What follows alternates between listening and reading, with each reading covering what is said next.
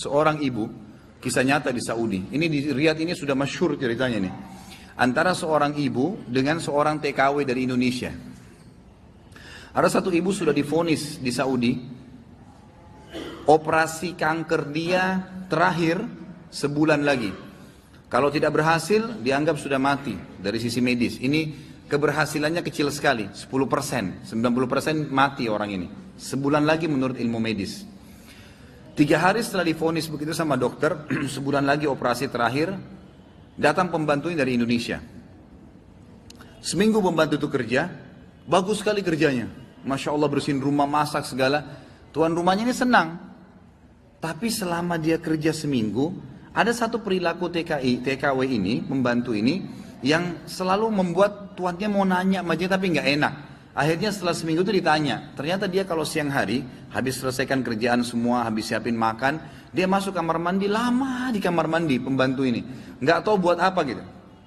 Pas dia keluar dari kamar mandi, setelah seminggu ditanya sama majikannya, maaf saya mau tanya, kenapa kamu ini setiap masuk kamar mandi, lama, ngapain gitu kan.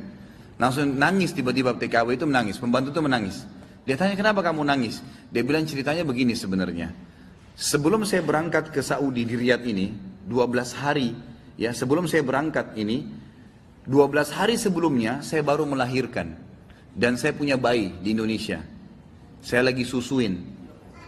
Nah saya tinggalkan karena keadaan ekonomi. Terpaksa saya tinggalkan. Visa sudah keluar, saya melahirkan, saya berangkat. Nah saya masuk kamar mandi ini, saya keluarin air susu saya. Karena kalau tidak payudara saya sakit.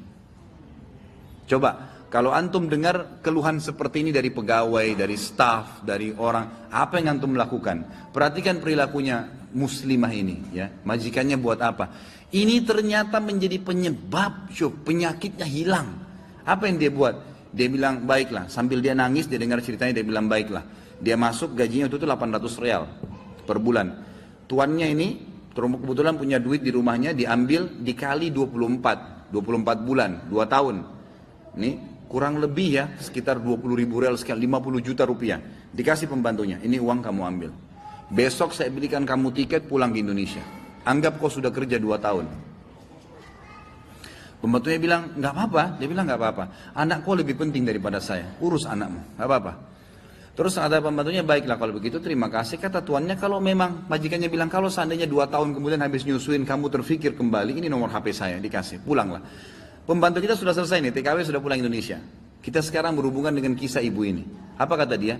Semenjak pembantu itu berangkat, mulai hari itu setiap hari saya menangis. Menangisnya bukan karena sedih penyakit saya merasa terharu, susah menggambarkannya, terharu betul dan bersyukur kepada Allah. Bagaimana Allah membukakan pintu itu buat saya. Saya selalu bersyukur terus sama Allah karena saya bisa memberikan, terfikir untuk kasih gaji 2 tahun. Mungkin kalau terjadi pada kita, kita bilang, baiklah kamu pulang aja minimal. Pernah gak antum terfikir kasih gajinya lengkap semua? Gitu kan? Dia bilang, saya terharu kenapa saya bisa lakukan itu.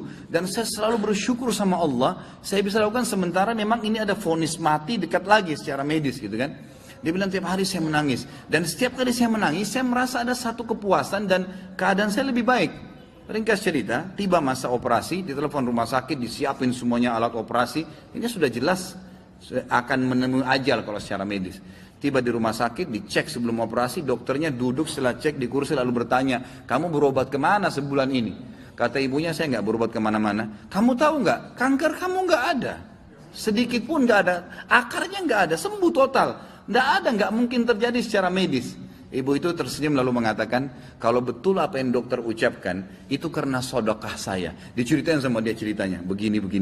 Dokternya jadi nangis, dokternya bilang apa? Subhanallah, yang telah membukakan mata hati saya, ternyata yang menyembuhkan bukan obat sama dokter. Tapi siapa? Allah subhanahu wa ta'ala.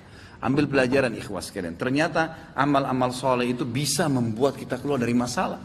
Abdullah bin Umar dan Abdullah bin Abbas radhiyallahu anhum ajma'in, itu kalau beliau sedang menghadapi masalah dan tidak pecah, beliau keluar cari orang miskin dan sedekah, gitu kan?